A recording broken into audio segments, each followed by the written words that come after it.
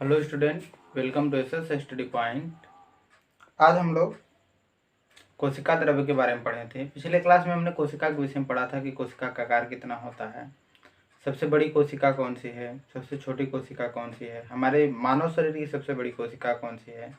उसके साथ ही हमने जीव द्रव्य के बारे में पढ़ा था कि जीव द्रव्य को जीवन का भौतिक आधार किसने कहा था, हक्सले ने कहा था, और जीव द्रव्य को जीव द्रव्य नाम दिया था पुरकिंजे ने। उसके पश्चात हम लोग जीव द्रव्य का ही के अंतर्गत हमने क्या पढ़ा था कि जीव द्रव्य का कई भाग होता है, जिसमें क्या हमारा कोशिका द्रव्य क्या है, जीव द्रव्य ही है, लेकिन इसको हम पढ़ेंगे कोशिका द्रव्य होता क्या है वास्तव में। तो यह जो कोशिका द्रव्य हमारा होता है, जैसे हम मान लेते हैं कि हमारी क्या है, कोशिका है, यह कोशिका है, तो इसके अंदर एक क्या होगा, नाभिक होगा, न्यूक्लियस होगा, केंद्र होगा।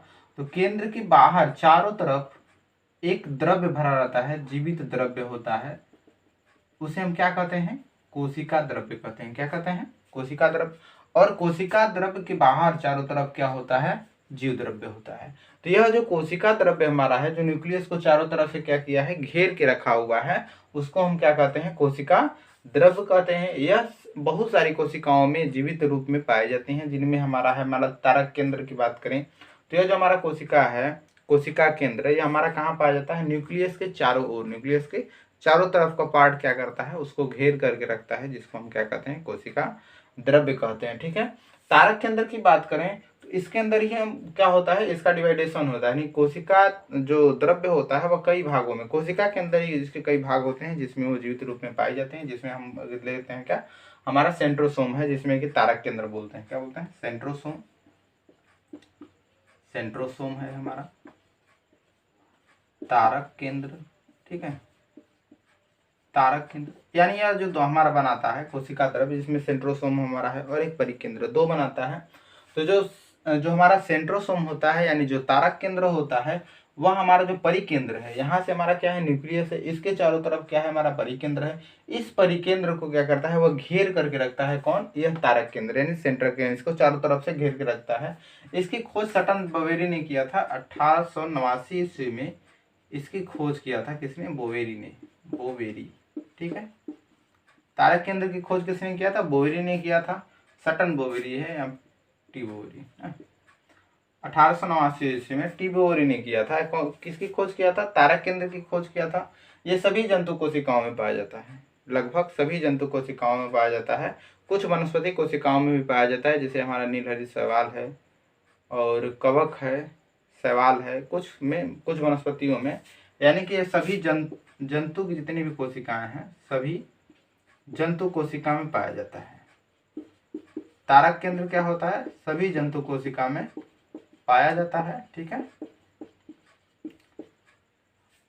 तारक केंद्र सभी जंतु कोशिका में पाया जाता है, कुछ वनस्पति कोशिकाओं में भी पाया जाता है, कुछ वनस्पतियों में, जिसमें हमारा क्या है, कवक है, कुछ वनस्पतियों में, कुछ वनस्पति में, बहुत ज्यादा में नहीं, जैसे कि हमारा कवक है, शैवाल है, इन सब में पाया जाता है। ठीक है, लेकिन सारी वनस्पतियों में हमारा तारक केंद्र नहीं पाया जाता है। ठीक है ना।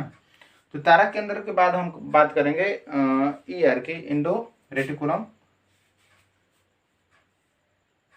इंडोप्लाज्मिक रेटिकुलम, अंतःप्रद्रवी जालिका, इसको अंतःप्रद्रवी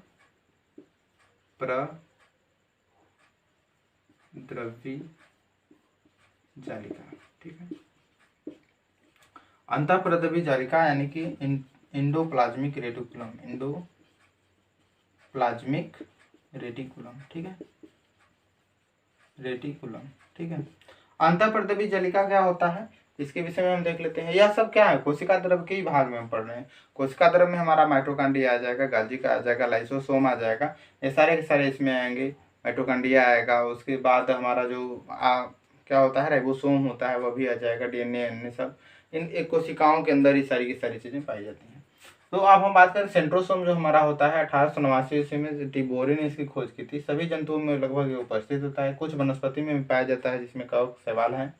अतः अंतःप्रद्रवी जो जालिका होता है, यानी इंडोप्लाज्मिक जो रेटिकुलम होता है, वह क्या होता है, यह एक सूक्ष्म नलिकाओं से घिरा हुआ भाग है। यह जो हमारा कोशिका द्रव्य, इसी में क्या होता है, मान लीजिए हम देख रहे हैं कि हमारा जो कोशिका द्रव्य, इसी में सूक्ष्म नलिकाएं द्वारा क्या होता है, घिरा हुआ भाग होता है। इसमें सूक्ष्म नलिकाएं सीधी सीधी क्या होती हैं, बनी हुई होती हैं, नलिकाएं के रूप में होता है। जैसे नली देखे हैं उसी प्रकार का नलिकाओं के रूप में क्या होता है, हमारा अंतःप्रदवी जलिका निर्माण करती है, जिसमें केंद्रक कला होता है। केंद्रक कला के चारों तरफ क्या बनती है, प्लाज्मा झिल्ली का निर्माण कर लेती है। यह जो हमारा नलिकाओं के रूप में पाया जाता है यानी कि नलियों के रूप में पाया जाता है, तो यहाँ पे जो हमारा केंद्रक है, केंद्रक के चारों तरफ एक झिल्ली का निर्माण करता है जिसको हम कहते हैं प्लाज्मा झिल्ली।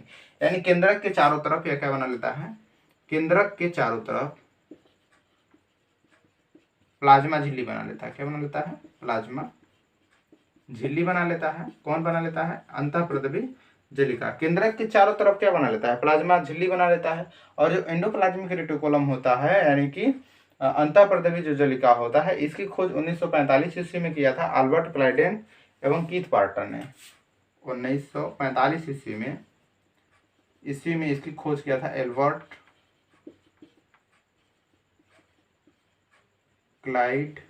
क्लाउड ने एवं कीथ पार्टर ने, ठीक है। और अंतःप्रदवी जलिका जो होती है वो पुटिकाओं के रूप में पाई जाती है। पुटिकाओं होती है जिसको हम सिस्टर्नी बोलते हैं, इन सिस्टर्नी के रूप में पाई जाती हैं। जैसे पुटिकाएं हैं, जैसे हम यहाँ पे चित्र बनाते हैं, तो इसमें क्या होता है, ऐसे ऐसे करके संरचनाएं, इसके अंदर क्या होती हैं, पुटिकाएं होती हैं। इन पुटिकाओं के रूप में क्या पाया जाता है, हमारी अंतःप्रदवी जलिका, जो क्या बनाती है, एक जाली, मतलब एक तरह से क्या हम जाल बनाने का काम करते हैं, जाली बनाने का काम करते हैं। क्या बनती है, जाली बना लेती हैं, ठीक है, बनाने का काम करते हैं, जाली बनाने का काम करते हैं। यह पाया जाता है यूकैरियोटिक सेल में। कहाँ पाया जाता है, यूकैरियोटिक, आगे पढ़ेंगे हम प्रोकैरियोटिक और यूकैरियोटिक सेल के विषय में। यह पाया जाता है यूकैरियोटिक सेल में। कहाँ पाया जाता है, यूकैरियोटिक सेल में लगभग बहुत ज़्यादा पाया जाता है। यह आरबीसी में अनुपस्थित होता है। आरबीसी क्या होता है, न्यूक्लियस रहित होता है। इस उसमें आरबीसी में क्या होता है, केंद्र नहीं होता है, इसलिए उसमें अंतःप्रदवी जलिका नहीं पाई जाती है। क्योंकि अंतःप्रदवी जलिका कहाँ पाई जाती है, इस केंद्र के बाहर जो हमारा कोशिका द्रव्य है, इसी के अंदर क्या होती है, एक नली रूपी संरचना होती है जो जाली बनाने का काम करती है। और इसकी खोज 1945 में अल्बर्ट क्लाउड ने किया था और कीथ पार्टर ने किया था। जाली बनाने के जालनुमा संरचना बना लेता है, यूकैरियोटिक सेल में पाया जाता है, यूकैरियोटिक सेल में पाया जाता है। लेकिन आरबीसी में क्या होता है, अनुपस्थित होता है, जीवाणु में अनुपस्थित होता है, नील हरित शैवाल में अनुपस्थित होता है, जीवाणु में भी क्या होता है, अनुपस्थित होता है, ठीक है, जीवाणु में अनुपस्थित होता है, नील हरित शैवाल में अनुपस्थित होता है।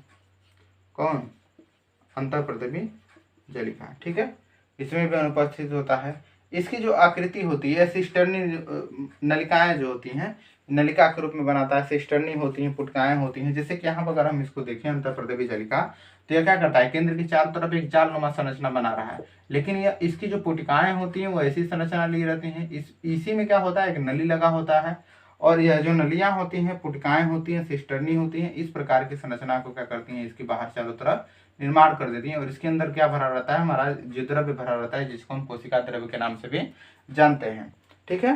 तो इसका जो आकार है नील हरित शैवाल में निश्चित रूप से नहीं पाया जाता है। अब इसके बाद हम लोग पढ़ेंगे यह इसका योगदान क्या है। इसका योगदान अंतःप्रदवी जलिका है जो जालनुमी होता है, जिसके कोशिका विभाजन होता है, तो कोशिका 1 से 2 भागों में टूट करके डिवाइड हो जाती है और 2 नई कोशिकाएं बन जाती हैं। तो कोशिका विभाजन में इसका महत्वपूर्ण योगदान होता है, यानी कि कोशिका विभाजन में कार्य करती है। इसका कार्य क्या है, कोशिका विभाजन, ठीक है, यहाँ से दिखाई देगा। कोशिका विभाजन में क्या करती है, कार्य करती है, यानी यह क्या करती है, कोशिका विभाजन। अंतःप्रदवी जलिका क्या करती है, कोशिका विभाजन में सहयोग करती है, ठीक है। और कोशिका विभाजन में सहयोग करती है, साथ में कोशिका का प्लेट जो बनता है, कोशिका प्लेट का निर्माण करती है, ठीक है। कोशिका प्लेट का निर्माण करती है। कोशिका द्रव्य में सेंट्रोसोम तारक केंद्र, जिसकी खोज किसने किया था, 1889 ईस्वी में सटन बोरी ने किया था। टिबोरी सभी जंतु कोशिका में पाया जाता है, कुछ वनस्पति में भी पाया जाता है, जिसमें कवक शैवाल हमारा है। अंतःप्रदवी जलिका एंडोप्लाज्मिक रेटिकुलम जो होता है, केंद्र के चारों तरफ क्या होता है, प्लाज्मा या नलिकाओं के रूप में एक प्लाज्मा झिल्ली का निर्माण कर लेता है। 1945 ईस्वी में अल्बर्ट क्लाउडेन और कीथ पार्टर ने इसकी खोज की थी।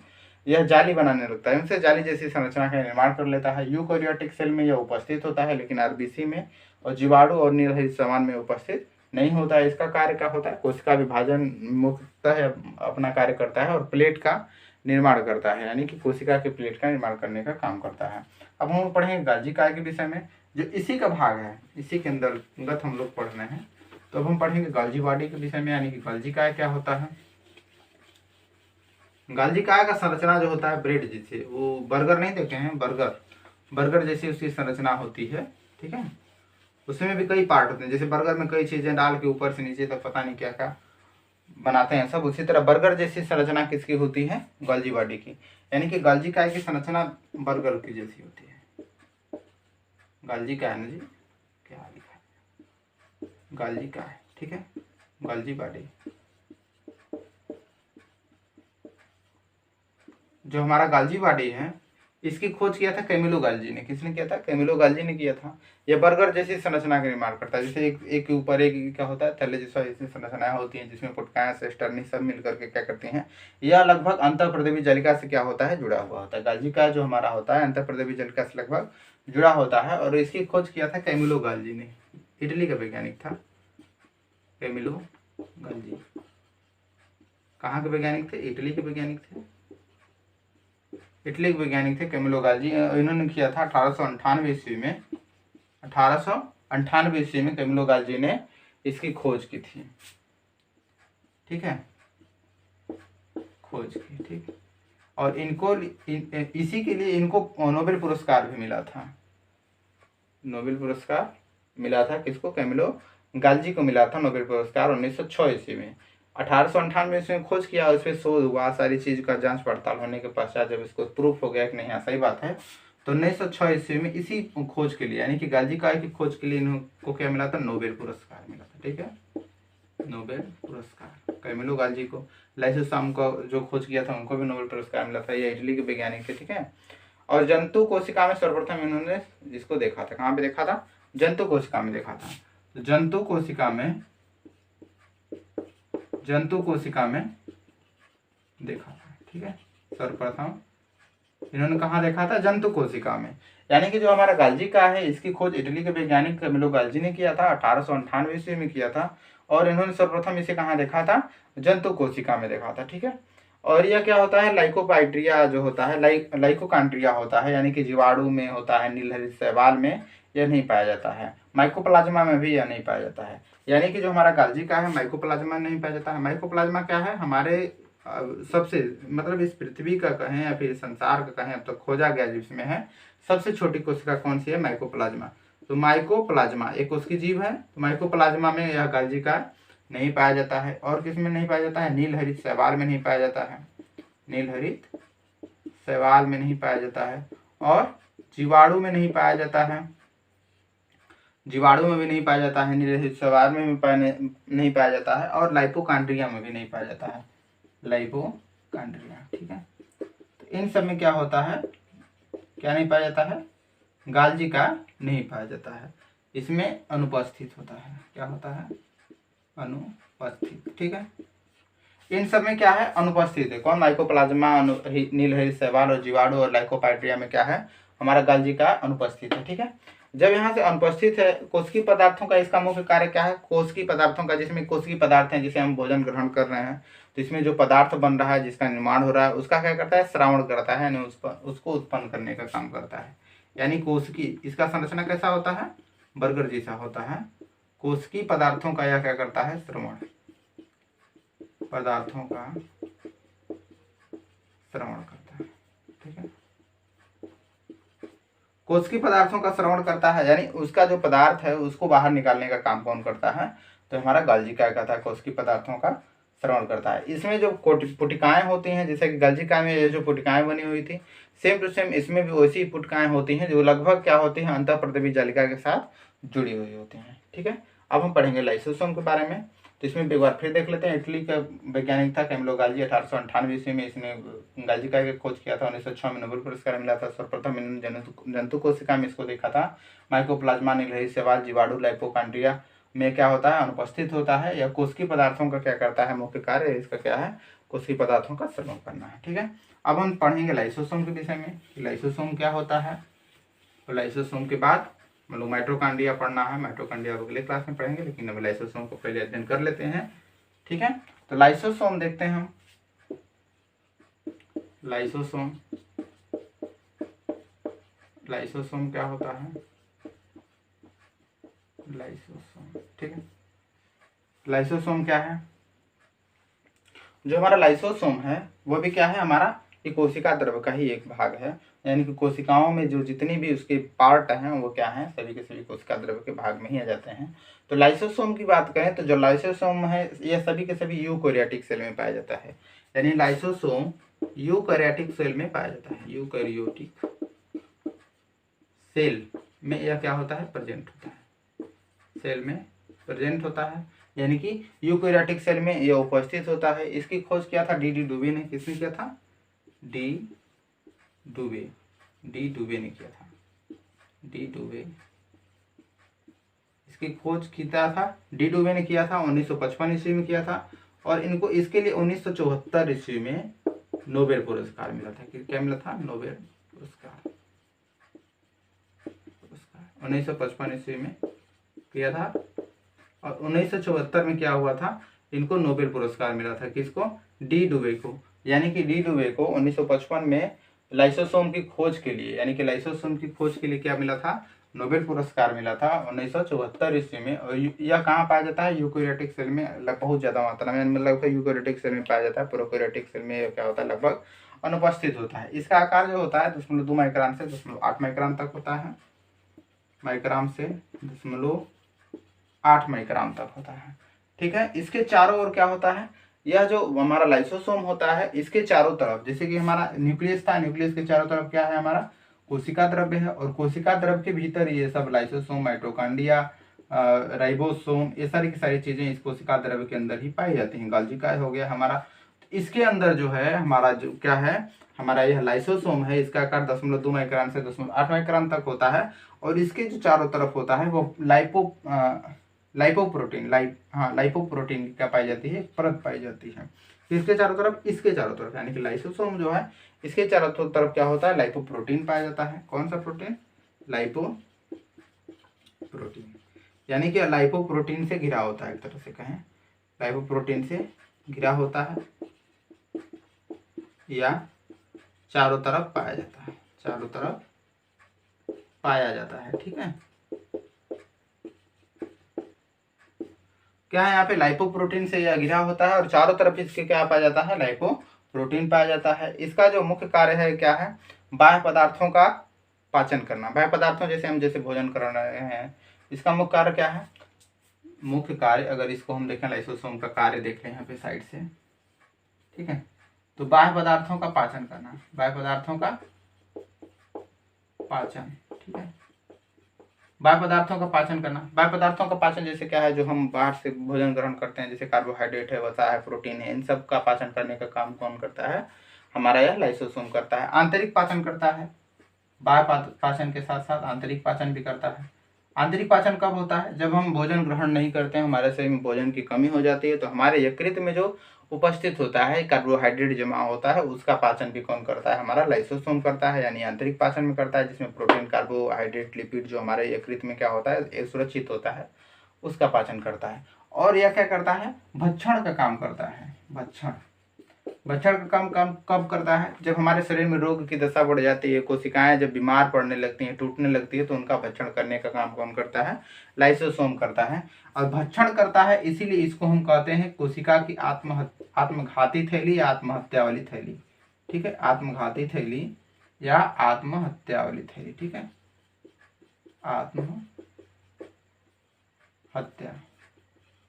आत्मघाती थैली ज्यादातर बोलते हैं। सुसाइडल बैग इसको बोलते हैं। क्या बोलते हैं? Suicidal bag. ठीक है, सुसाइडल बैग के नाम से भी हम जानते हैं किसको? लाइसोसोम को जानते हैं। किसके कारण? क्योंकि ये क्या करते हैं, कोशिकाओं का भक्षण करने लगती है। और क्या है, जंतुओं में जैसे कि इस कंडीशन में क्या होता है कि जब अनियमित समय पे जैसे टूटती है, भोजन ग्रहण करती है, कोशिकाओं को खा जाती है उचित मात्रा में, तब तो सही है। लेकिन जब यह अनियमित समय पे हो जाता है, कभी कभी जैसे कि जिस समय नहीं होना चाहिए उस समय हो गया, तो कैंसर जैसे भयानक बीमारी को भी क्या करती है, यह जन्म दे देती है लाइसोसोम। जंतुओं में वसा का पाचन, यानी कि जितने भी जंतु होते हैं उनमें वसा का पाचन करने का काम भी कौन करता है? हमारा लाइसोसोम करता है। और इसमें क्या है, वसा का पाचन करता है, कौन करता है? ऑक्सीसोम के द्वारा। ऑक्सीसोम इसमें, अब इसी में है लाइसोसोम क्या करता है, हमारा लाइसोसोम का एक पार्ट है ऑक्सीसोम जो जंतुओं में किसका पाचन करता है, जंतुओं में वसा का पाचन करता है, ठीक है, वसा का पाचन। और इसकी खोज किया था टोलबर्ट ने। किसने किया था? टोलबर्ट ने 1969 ईस्वी में। कब किया था? 1969 ईस्वी में। ऑक्सीसोम होता है, जंतुओं में वसा का पाचन करता है, और इसकी खोज किया था टोलबर्ट ने। इसी में होता है, लाइसोसोम में। और एक होता है ग्लाइऑक्सीसोम। कौन होता है? ग्लाइऑक्सीसोम। यह क्या करता है? ऑक्सीसोम। जो ग्लाइऑक्सीसोम होता है, यह कार्बोहाइड्रेट को वसा को कार्बोहाइड्रेट में चेंज कर देता है। यानी कि ग्लाइऑक्सीसोम क्या करता है? वसा को चेंज कर देता है। वसा किस में बदल देता है? कार्बोहाइड्रेट में। कार्बोहाइड्रेट में बदल देता है। और इसकी खोज किया था, इसकी खोज किसने किया था? वसा में 1961 ईस्वी में किया था। उनका नाम याद नहीं आ रहा है, अगली वीडियो में बता देंगे, ठीक है। 1961 ईस्वी में किया था। यानी कि किसका? ग्लाइऑक्सीसोम का, वसा का कार्बोहाइड्रेट, ठीक है। वसा को ग्लाइऑक्सीसोम क्या करता है? वसा को कार्बोहाइड्रेट में चेंज कर देता है, ठीक है। अब आगे की क्लास में हम माइटोकॉन्ड्रिया पढ़ेंगे। आज के लिए इतना ही।